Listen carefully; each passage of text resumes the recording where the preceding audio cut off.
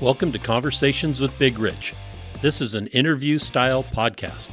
These interviewed are all involved in the off-road industry. Being involved, like all of my guests are, is a lifestyle, not just a job. I talk to past, present, and future legends, as well as business owners, employees, media, and land use warriors. Men and women who have found their way into this exciting and addictive lifestyle we call off-road. We discuss their personal history, struggles, successes, and reboots. We dive into what drives them to stay active in off-road.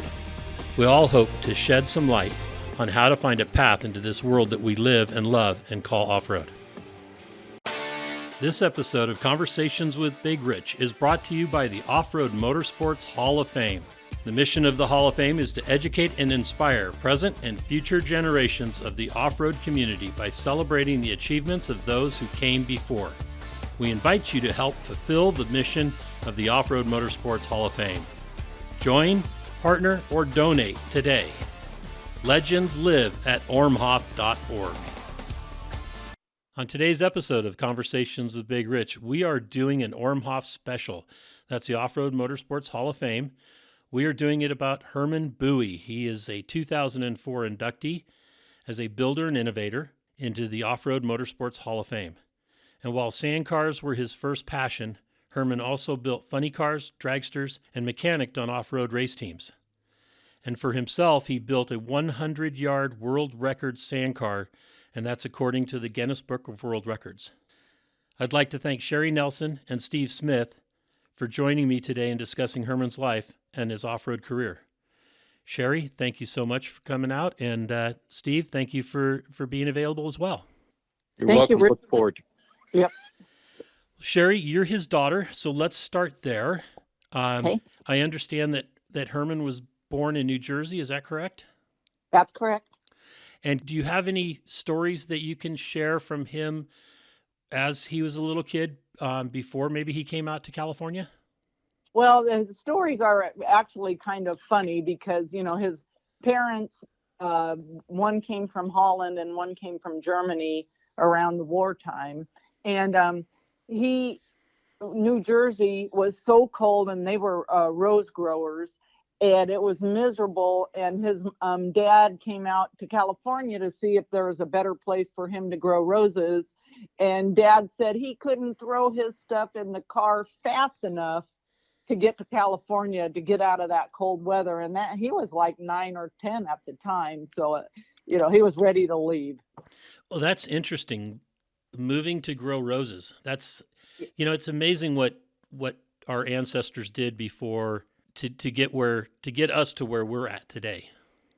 Right. Yeah, it really is. And it's funny because Steve's mom, which is my dad's brother, she couldn't believe he'd want to leave there because it was a kid's paradise. There was hunting and fishing, and it was so much beauty to move to California in the desert.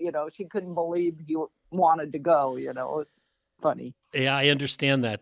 I love trees myself, but there's just so much to do in the desert that Yes. Because of that open terrain.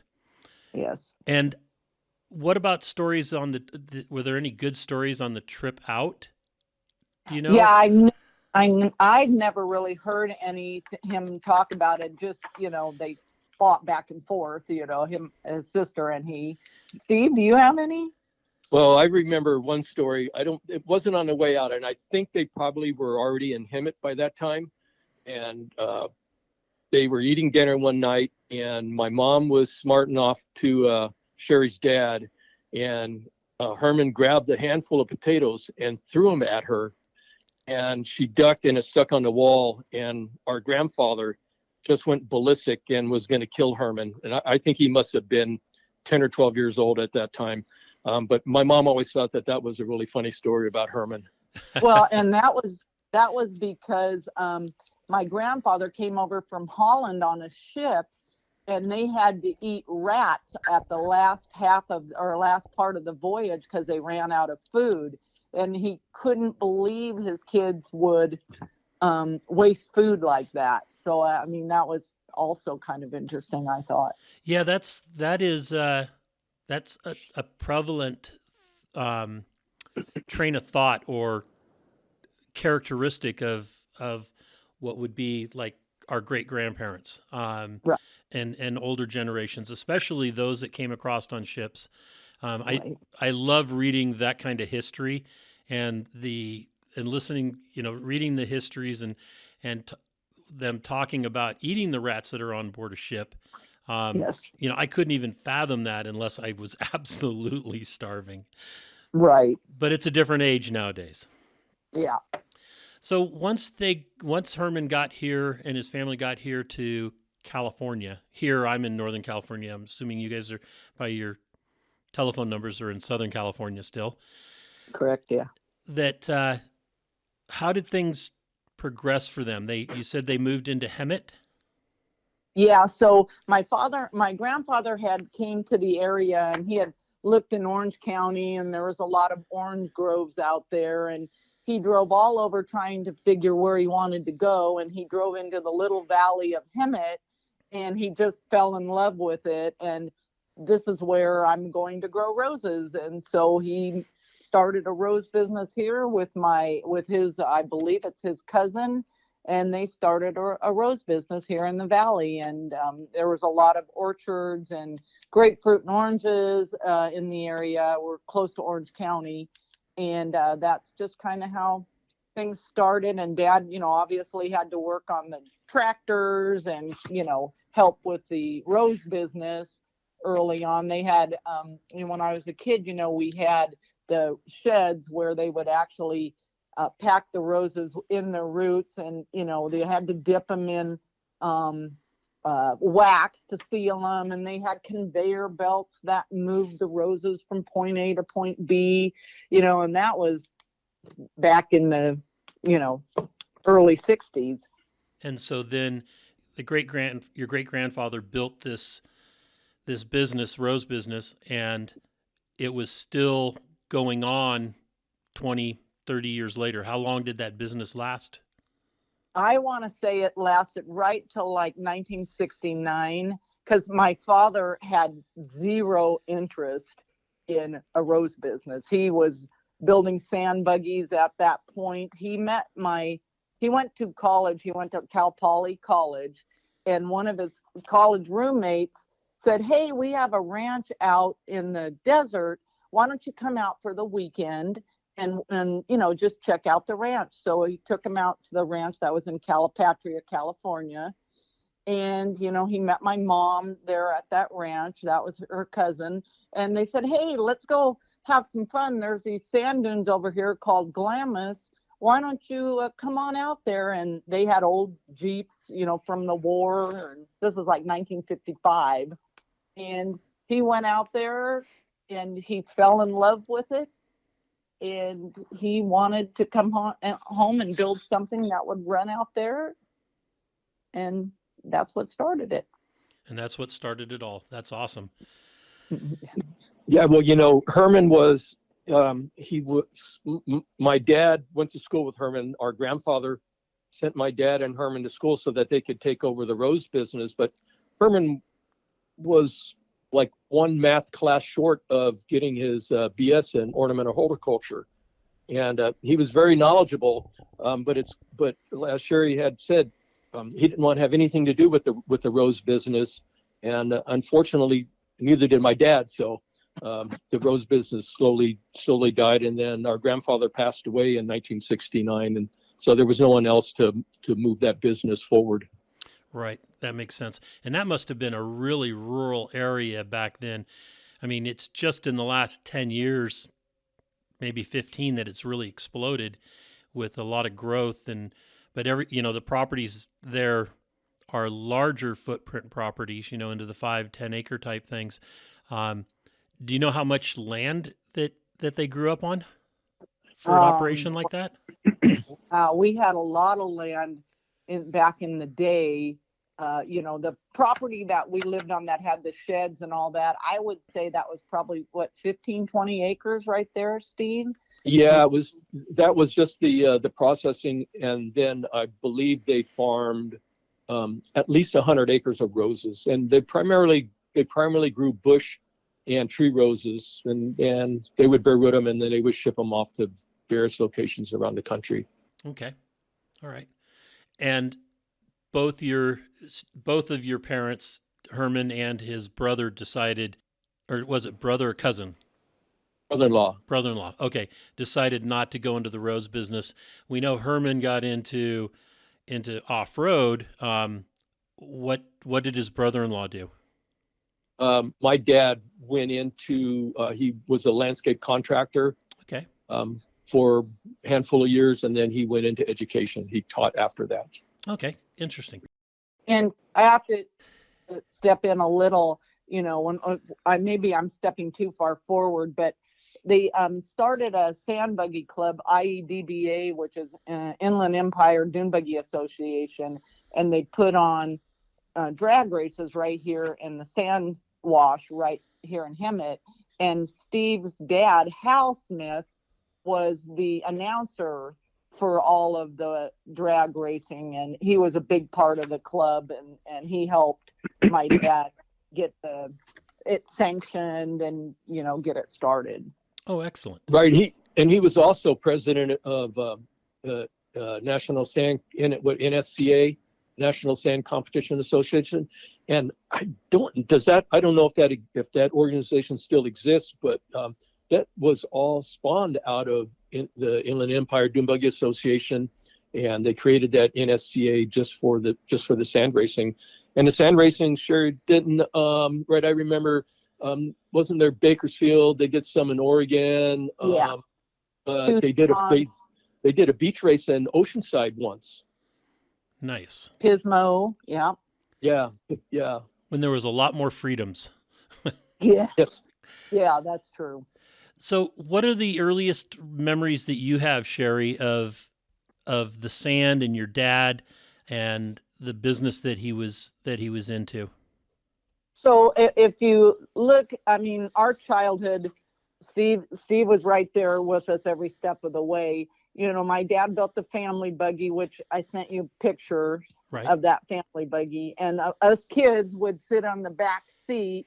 And when they'd go up a hill, our feet would literally drag on the sand behind it. So those are my earliest memories. I was probably 4 at the oldest, sitting in that sand buggy. Today, they'd go to jail for, there was no roll cage around us. We barely had seat belts in, Child endangerment. Yeah. Definitely child endangerment. Yeah. But that's some of my earliest memories of the sand. And then he got into the racing, kind of at the same time. But my earliest memories are the family buggy, Glamis. We'd go to Coos Bay, Oregon was another place, Dumont Dunes, Kelso, which a lot of those are closed now. But, Right. And that's another shame, but that's another story. That's a whole nother story. And Steve, what about yourself? What do you remember from those early days? I just remember we just had a really good time as kids growing up out in the desert, out in the sand dunes. There was just nothing better. I'm 4 or 5 years older than Sherry, so I got to experience maybe things a little bit differently than what she did. But it was just it was a good time. I remember some things that went on out there that I don't know if it's good to repeat, but it was just and everybody. What was really cool about it is everybody helped everybody.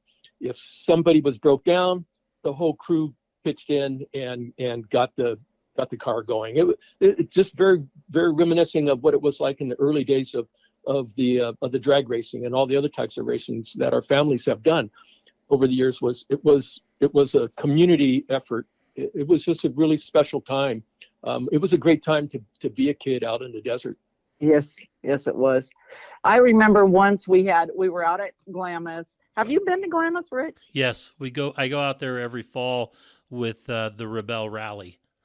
Okay. So we were out at Glamis in the early days. This is when, we were the only ones really out there. I mean, there wasn't maybe 2 or 3 other campsites besides ours. Ours was big, but there wasn't very many people out there. And one of our buddies, we got back to camp. My dad would lead us, he was the leader. And we got back to camp and one of our buddies wasn't in the line. He was gone. Nobody knew where he was. You know, we didn't have radios back then or anything. And so they got back and dropped all us kids off, and the wind came up. You know how the wind is out there. The wind came up. It was horrific. And they were out all night trying to backtrack and find him. And they finally came in, you know, all wind burned, and, you know, he couldn't wear glasses because it was nighttime and the wind was whipping, sanding, blasting him. And then they went right back out first thing in the morning, and they found him in a bowl. He had started a little bit of stuff he had on fire to keep himself warm, but he didn't get any sand on him because he was down in the bottom of a bowl, you know, and he was fine. But I remember everybody being so scared. Where'd he go? You know, what happened? And Glamis can be scary. yes.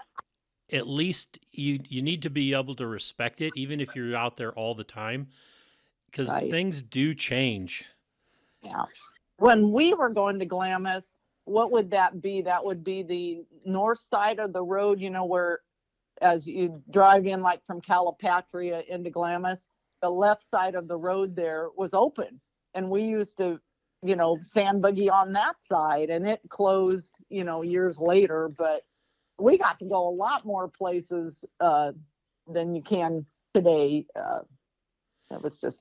Yeah, I can imagine it'd be a lot easier to get lost too nowadays with GPS and tracking. You know, you can lay. Right. You know, that's one of the things that I enjoy about the sand is, you know, that I can find my way out easily enough with my GPS. Right. Right. And today, if you break, there's 30 guys coming by you in 10 minutes, you know. True. Especially on the heavy weekends. That's very true. Yeah. And, you know, also when we went out, the cars that we were in, I mean, if we went 20 miles an hour, 25 miles an hour, we were going fast. And we would go from Gecko over to Gordon's Well and back. And that took a full day to do that run. Now, you know, you can do it in a UTV or in, you know, a sand car. You know, they're there and back in an hour and a half or 2 hours. Right. So it was a much different time because of the equipment that we had at that time. Right. Exactly. Yeah, I get to do it in the comfort now of air conditioning and rolled up windows. Yeah. So yeah. And there was a lot of beer stops, I have to tell you. As a kid, there was a lot of beer stops. Oh, no doubt. No doubt. I can remember I grew up in a drag racing family on pavement, and it was quite a bit the same way, except we didn't have to worry about getting lost at a drag strip. You know, it's all right there. That's true. So, yeah. And my dad built my sister and I our own buggy. And I think, Steve, they built you one too. At 13, my sister was driving her own buggy, but, you know, behind my dad. She was always the one right behind him, but she was 13 years old. It had a little 289 Mustang engine in it, and it was a full sand car. And she was 13. You know, now today that's not as big, but back then nobody had a buggy for their kid, you know. Right. That's true. So let's talk about Herman and the family and what he was like. Yeah. So Steve, why don't you take that one? Well, Herman had the personality that everybody loved. This guy.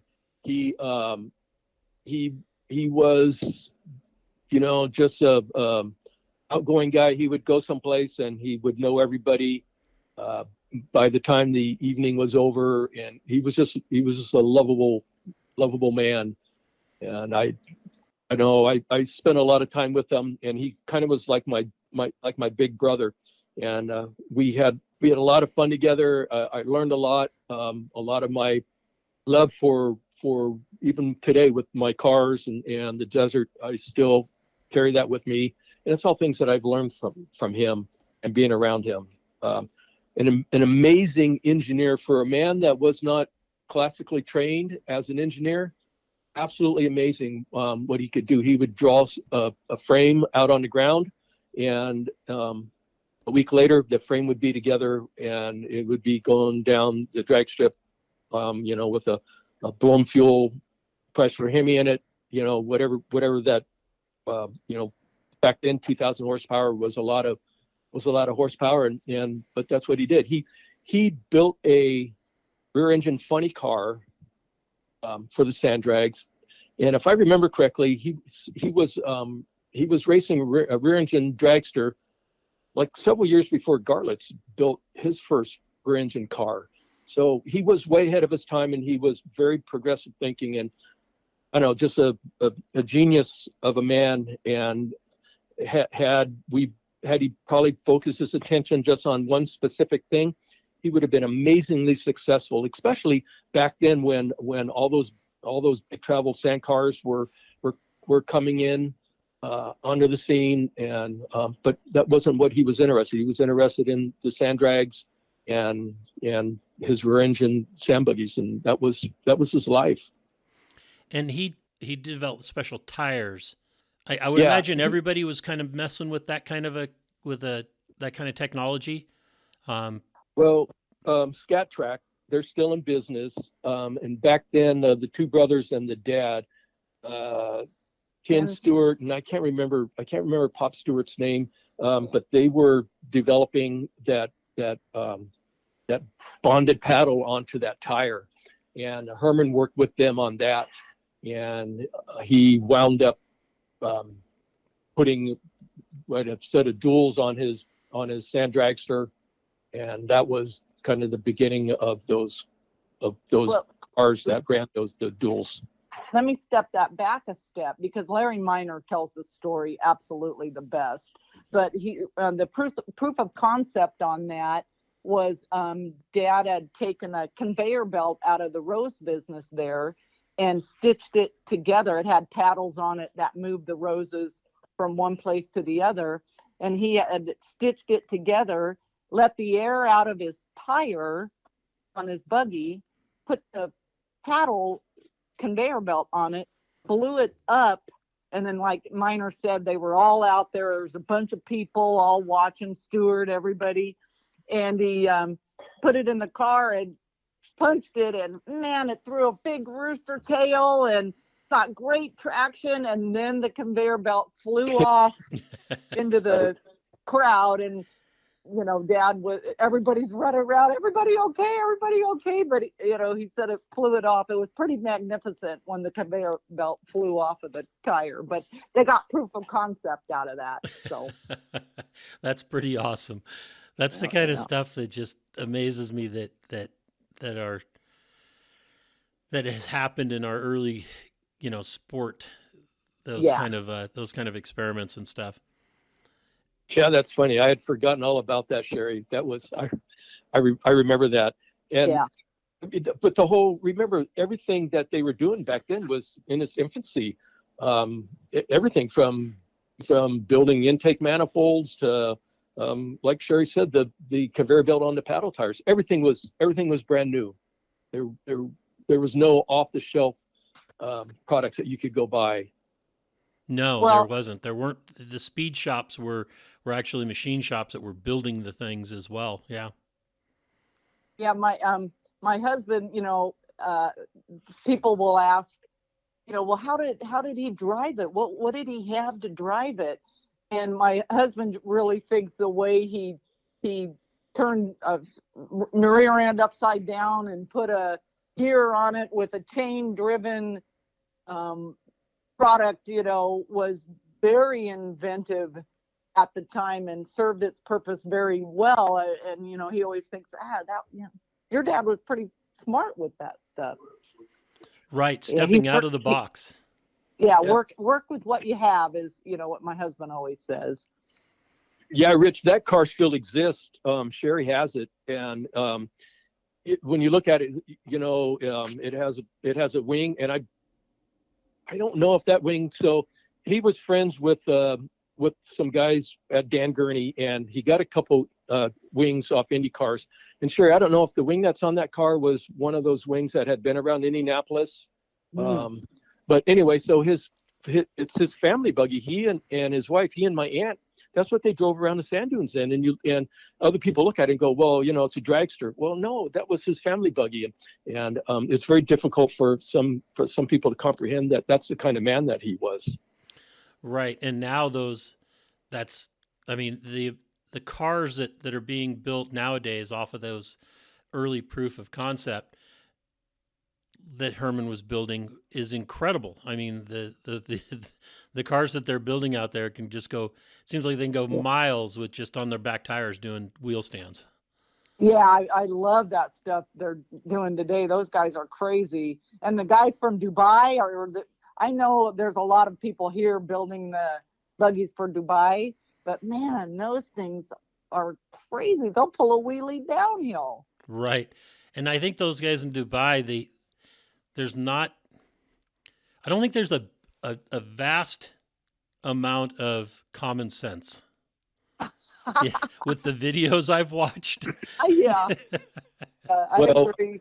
I don't know that our family had a whole lot of common sense along those lines at times as well. So there were some pretty funny things that were done. But the last car, or the car that Sherry has that he built, it's rear engine. The rear end in it is upside down and backwards, and it's chain drive. It has about 3 inches of travel on the front end, and there's no suspension on the rear. Oh, wow. Tough ride. It's great in the sand, but when you have to drive it across the desert here to get it on the trailer or something, it beats the heck out of you, man. But in the sand, it's awesome. I would imagine with paddle tires and everything, it's just like a clump, clump, clump, clump. Yeah, it's terrible. And his dragster, the Hot Tomato was the name of it. It's still around. It's still racing in the sand too. That's awesome. Yeah, it went through a lot of renovations or revisions, however, but yeah, it's still out there running to this day. So let's talk about some of the stories of being out in Glamis or up in Oregon or along the coast, Pismo or wherever, sand dunes, and the things that you remember as a family, some of those family stories. I know you said, well, maybe some of these things can't be talked about. There is a statute of limitations, except for like on murder, and I don't think any of that happened out there. So, we'll play it by ear and see what we can actually put in and keep in.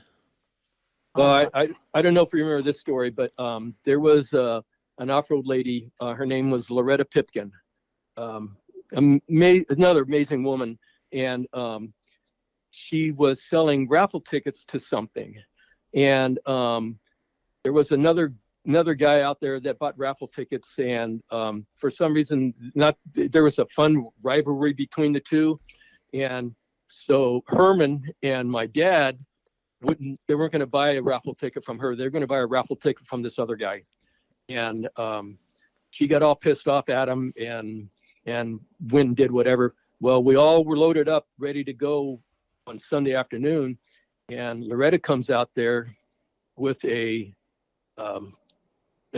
Saturday night special of 38 full blank, and she starts shooting at Herman and my dad with blanks. Like, she was shooting at him though. You mother, you! I can't believe you wouldn't buy a raffle ticket. Well, you buy it from that other son of a bitch. And she emptied that gun at my dad and at Herman, and we all knew about it except my dad and Herman didn't know about it. And I can remember Herman tripping over my dad and my dad tripping over Herman to try to get out of the way because they knew they were going to die. It was crazy. That is a great story. I mean, that's the kind of thing that that's a great story. That's awesome. Sherry, go ahead. Why don't you tell the story about when we went to our first time to Coos Bay with 9 people in an 8-foot camper? Right. Yeah. So we Coos Bay, Oregon. I have some beautiful trophies here from them, but they actually wanted Dad to come up with the sand buggies and everybody. They wanted us to come up so people could see what they were doing down south, and so we went up there, and Steve's right. The first time we went up, there was 8 of us, 4 kids, four adults all in a little cab over camper. And, we were not the best kids, obviously, fighting and this and that. And I don't know what kept them from killing us, probably beer, because back then, drinking as you drove wasn't as it is today. But that was a long trip up the coast. I don't remember having any trouble on that one. But well, we did. Oh, okay. You don't remember? So No. Herman put a 392 Chrysler Hemi in my dad's F-250 that had the camper shell on it, and they built a trailer that would haul two buggies. And when they got up into any climbing, the transmission would get hot, and we would stop ever so often and dump the transmission fluid out of the transmission, and they put new fluid in it, and off we'd go again. And I think back on it, and they didn't collect it; they just dumped it on the ground. Yeah. So here we are in the redwoods, and they freaking changing the oil in the transmission. They just dump it on the ground, and off we go. But I remember that. I remember those stops, and sometimes it was short, and sometimes it was 2 or 3 hours. Right. Yeah. I can remember trips like that.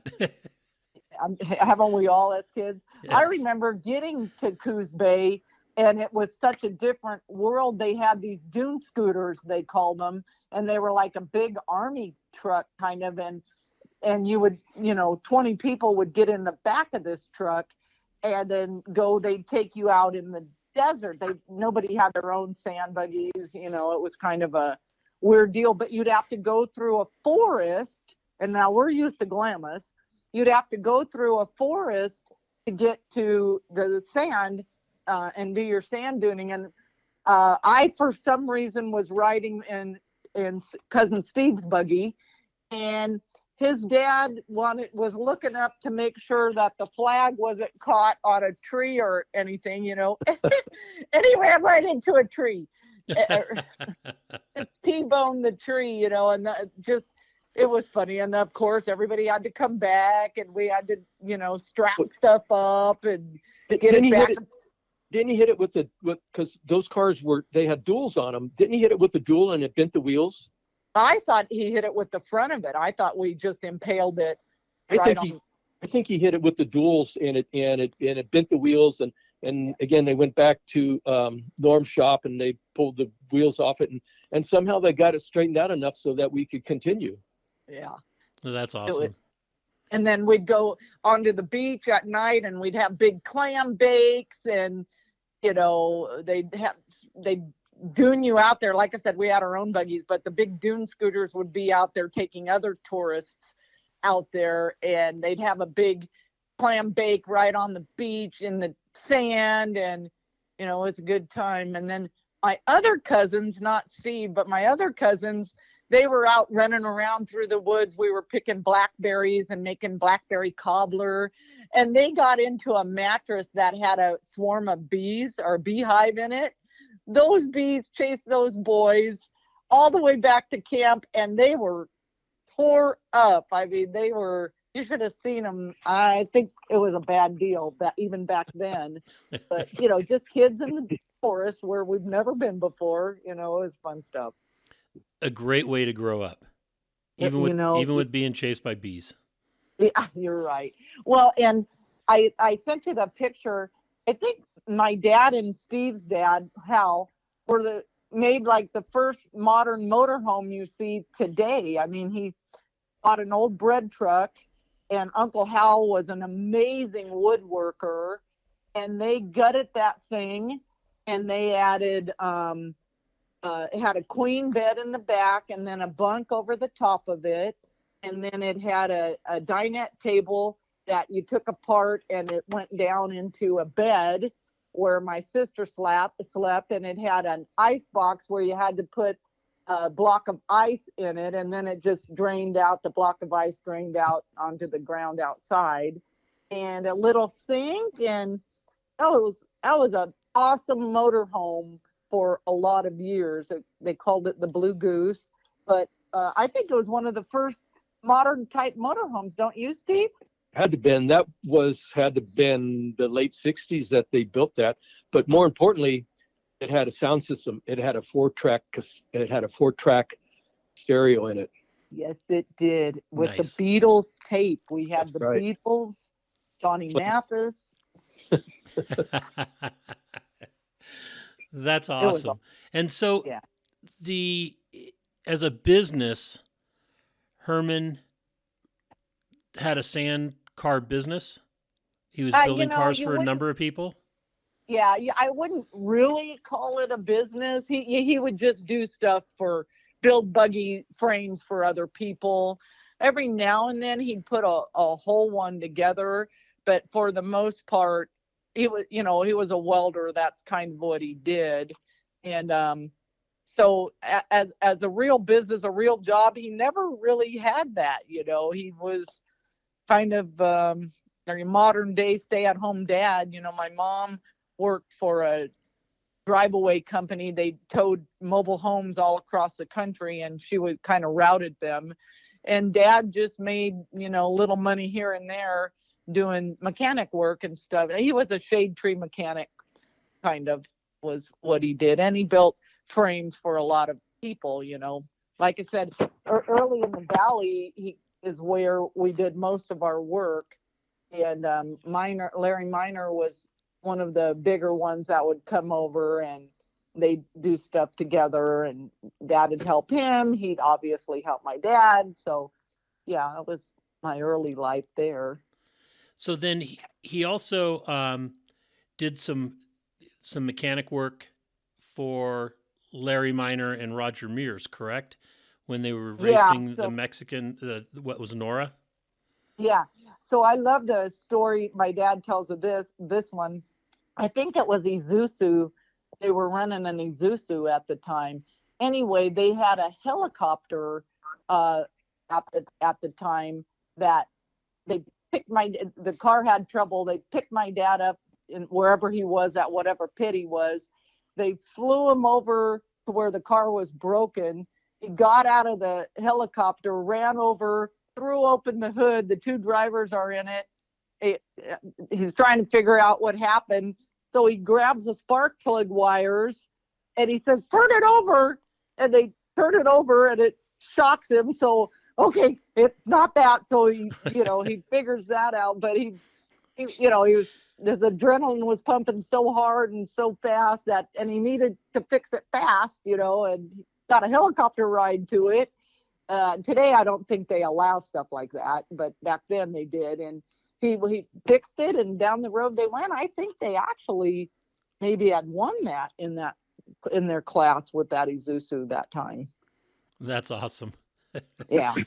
And Steve, did you do any of the desert stuff with him? No, most of the stuff that I did was all the sand, and when he was building stuff in the shop. By the time he started doing the Nora, the Score, whatever it was back then, I was a young man, and I was off on my own ventures. Okay. And what do you guys remember of doing the off-road stuff that he did? Any other stories besides the helicopter ride out? No, I don't.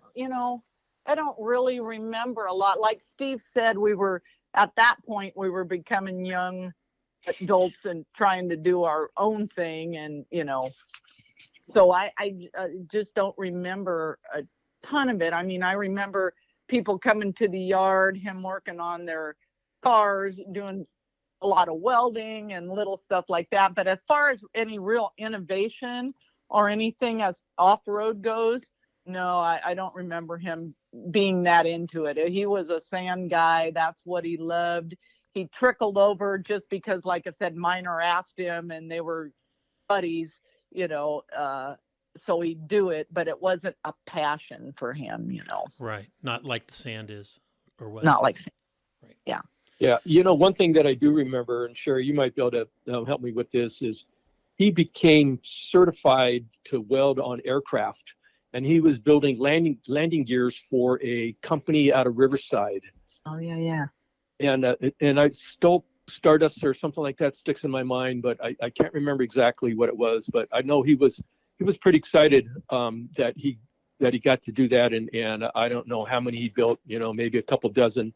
But that's how talented of a welder he was at that time, because that time it was just, right, it was just oxygen acetylene and rod. And there was no, there was no TIG, there was no wire feed. It was just, pure skill to be able to do that. And I know he was pretty proud of being able to have that accomplishment under his belt. Yeah, the Fly Bob Airport sounds familiar too. Stardust Corporation by the Fly Bob Airport, or yeah, I vaguely remember that. Yeah, I on some of his racing though, if it stepped back into the sand racing where he's actually racing a little, those were really good times because we were able to do that as a family. Like Uncle Hal was the announcer, all my cousins were at the races. Hank Eckert, he was racing cars too. That was a funny car Dad built, was kind of for Hank Eckert, and he was always the dragsters. And I'll still remember one of my favorite memories there was my dad. There's two different memories. So my dad would run the car, and he took off and made an awesome run. And I heard, we see stuff flying off the car again. This is at a sanctioned event. There's people in the stands, a lot of people, and parts start flying off the car. I think the clutch went out of it. And my dad gets out of the car and he's running through the crowd trying to make sure that nobody got hit. And my uncle, Steve's dad, is he's the announcer, and he's screaming for my dad, Herman, step back out onto the track so we know you're okay. And I could still hear the stress in my uncle's voice because they got down to the car and my dad wasn't in it. And, they're trying to find him. And finally, he runs back out onto the track. So, we see him, and then he continues on making sure nobody got hit by the pieces. And then soon after that, they came up with the scatter shields and stuff. Simpson, I think, helped them build something to hold the pieces in, or they adapted it from real drag racing. I'm not sure, but yeah, after that they had those scatter shields. Yeah, that was huge.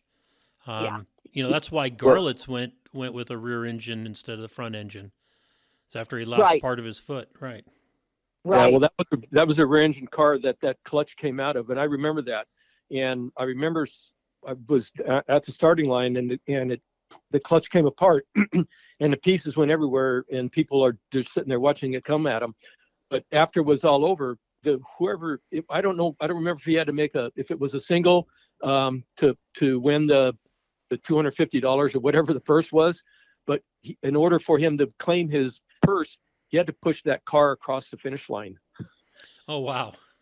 and he did, but he made it. He probably went maybe 50 yards before it stopped, and so he had to push that car in the sand that 50 yards or whatever was remaining for him to win the purse that day. Wow! And I have the picture of cousin Steve standing right beside my dad because nobody could touch the car. But they were right beside him, egging him on. And I have a picture of cousin Steve standing beside him, just laughing his ass off as my dad's there, one paddle at a time, rolling the car across the start finish line. I can't imagine how difficult that would have been. Yeah. It took him a while, he'd roll it and stop and chit chat, and everybody standing in the stands happened to watch him push the car over the finish line, but that was one of our better memories. And like I said, I have that great picture of Steve being so supportive of him. He would have done the same for me. He would have done the same for me. And he did. Yeah. He laughed at me a lot. That's awesome. Also, we used to, as a kid, I got to ride in the car back, right? And I'm sure you're a dragster person, so you probably, were sat in the car to steer it back, although, you couldn't steer it because they were pulling you. But they put me in the car. Anyway, we were in an old station wagon, like a 1960-something station wagon. And you know how they pull up to the line and they take off? Well, we had this girl, her name was Sherry Bulch, and she was driving the car to go get my dad after he made his run. And I swear to God, she left the line when the light turned green. And I think she was halfway down the track beside my dad in the old station wagon with, 10 kids hanging out of it.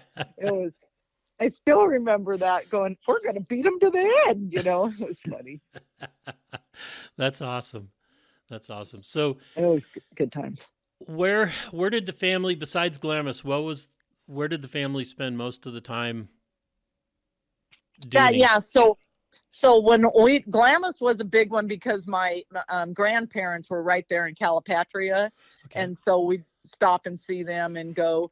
But we went, Dumont Dunes was really big. And then Kelso was great until they closed it down for us. But Kelso and Dumont Dunes were two more. But like I said, we went up to Coos Bay for racing. We went to Tucson a lot. There was a sand racing track out in the Tucson area. Pismo, quite a bit out at Pismo. I'm not sure. I don't remember the dunes at Pismo so much. I just remember, like, if we didn't get back to camp before the tide came up, we were in a lot of trouble, Right. Because, yeah. And I remember being pulled through the tide because we didn't know. And they'd, hook a rope up to us to get us across where the water came up too high. And yeah, it was a big production when you messed up, So how long did Herman continue to do sand cars? Boy, I mean, he died. When he died, I mean, he still had sand cars. So he maybe only went out once a year at best, but he, till the day he died, like I said, I've got one of his sand cars in my garage. Well, I think the last time he redid it was in the 90s, was probably the last time he, upgraded whatever he chose to do on it. Was probably the 90s. Okay. And what year did Herman pass? Oh man, 15 years ago. Okay. 2004 maybe. Okay. Maybe 20. All right. And your mom, what about their relationship? I would imagine it was probably pretty strong. Well, my dad was he was a big man, right? Bigger than life. And mom was very meek and quiet, and she was there. She was very supportive, but I never pictured her as the main character, in our events. Dad was always the main character. Steve's dad, Uncle Hal, was the main character. The wives kind of melted in the background. Loretta Pipkin, though, she was a main character, and she was a great one to show us that women are just as tough as men.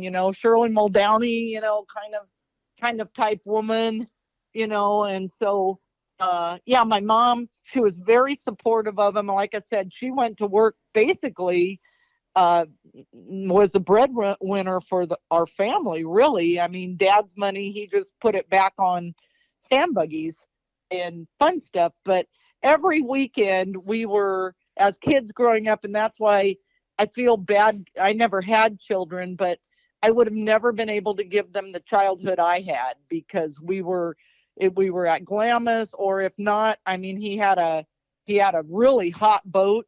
It was a pickle fork with the engine was so freaking big you couldn't even see the boat because the engine was so big. And we'd go out to Havasu and fly across the lake at God only knows what speeds we were going at, and back then. And so that we just did a lot. We were gone every weekend. Mom was right there supporting him. Monday she'd go to work and make sure the bills were paid and the rent was done. But Dad was really all about the fun and motorsports and what could we do and what were we going to do. And we'd go out to the out to the desert or out to the wash out here every weekend and run quads or three-wheelers when they came out. We had to have one. And, it's just all about having a good time and not so much about making a living. We just survived and spent all our money went back into having a good time. There was no retirement thought of. And what kind of traits do you think that Herman passed onto you? All right. So I have to tell you, my dad, because he was a bigger man, and so he was a shade tree mechanic, and so he couldn't get into places. So early on, I was the one in there getting my hand to get the bolts, the nuts started because my hands were thinner. So I was out in the garage with him all the time. So I knew wrenches, and I'll never forget, I got my first job at Deutsch where I ended up being the plant manager later in my life, and I had like 1,000 people working for me at one point. I'll never forget, I started that job, and they're like, hand me a 9/16. So I reached into the pile and I handed the guy a 9/16.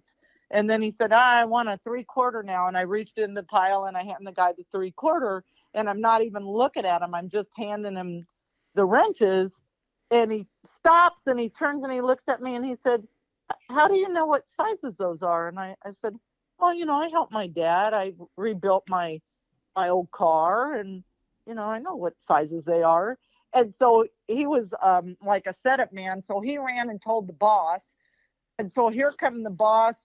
What do you know about mechanic work? And I know some stuff.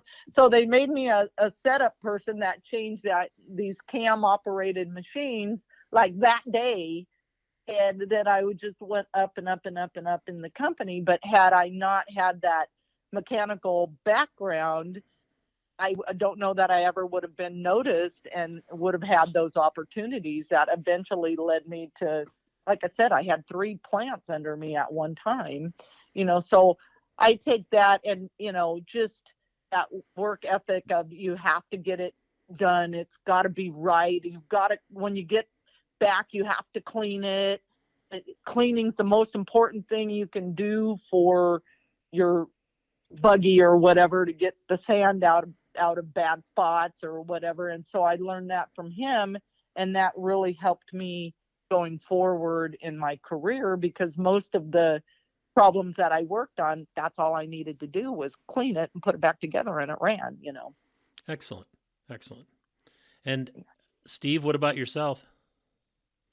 I think what I took from Uncle Herman was, don't be afraid to try anything, whether it's taking a transmission apart or learning how to how to fab something up, whether it's an English wheel or whatever. Don't be afraid, grab it and go for it. What's the worst that's going to happen? It's not going to work. So you figure out what you did wrong and you fix it. And what do you think Herman's legacy is to off-road? Well, unfortunately, I think that he kind of flies under the weather. I don't believe there are a lot of people that know what his contributions were. Right, a lot of the modern sand cars all were spawned from his ideas early in the days, back when we were just having fun going out to Glamis, and he just wanted to have something that was different than everybody else, and that was unique, and I think that if everybody knew what where this whole thing started, because it really, the water pumpers, the V8 started with Herman and the tubular chassis. Back then, there were some V8s out there, but they were all a 1960 Chevy Bel Air or whatever that somebody took the body off and threw some seats on, and that was it, and cut the back end out. But when he just took it from there and just kept refining it to get where he eventually was when he started slowing down. So I have to dive in a little. So we were at Idaho Dunes. Those dunes, if you've never been, are humongous. Yes. So we just went there a few years ago, my husband and I, and there's a guy there with an old water pumper. And so it was dark purple, and I walk over and I say, "Oh man, my childhood. Wow, this is great." And the guy's talking about, "Oh, I have to get to Glamis someday in my life. I can't, and I'm like, "Oh yeah, my dad's, he's in the Off-Road Hall of Fame." And, "Oh, what's your dad's name?" "Herman Booy." What? I mean, so I was very surprised. This guy was young. I was very surprised that this guy knew who my dad was. And so obviously he really liked the vintage buggies, and he had done his homework, but he couldn't have been 35, and so I was really surprised that somebody knew who he was. There's the legacy cool. right there. Yeah. There's the legacy. Yeah. That's awesome. That's what any of us that are in this industry and have been in it for a while, that's what we hope to achieve, is that we bring something to the table that will continue on and people can build from there. And it sounds like that's what Herman did. Yeah. It was good stuff. Yeah. And he introduced me to my husband because of the off-road, John Nelson and the off-road stuff. And so, there's that, good job, Dad, There you go. knowing everybody in town, he knew everybody. That's great. Are there any other stories you want to share? Well, it'd be interesting, that people from not the local area would actually come to the house, and pick my dad's brain for stuff. And, Ed Lenarth and Steve, the guy who had the plastic face, Eric, Steve, do you remember his name? He wrecked. No. Anyway, these guys would come from all over to the house there to pick my dad's brain, and I just thought that was very interesting how, why these guys came to the house, and they'd, spend 2 days at the house with my dad out in the shop, and they'd bring their own buggies and stuff and stay in their own campers. But, it was always, our house was the hive of activity. There were people coming and going all the time. There were friends coming over, hanging out in the shop, drinking the beer,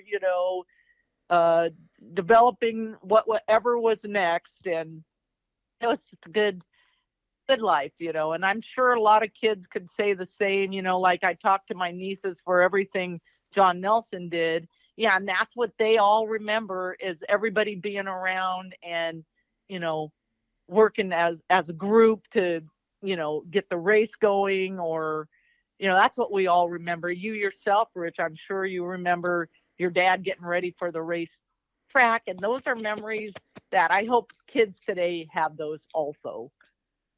I agree. I hope they can find those kind of memories as well.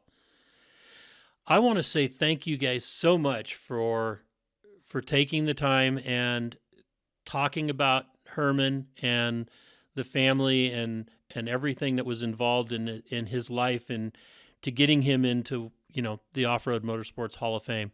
And I really appreciate the time that you guys took today. Thank you. All right. We appreciate you. Thank you again, Rich.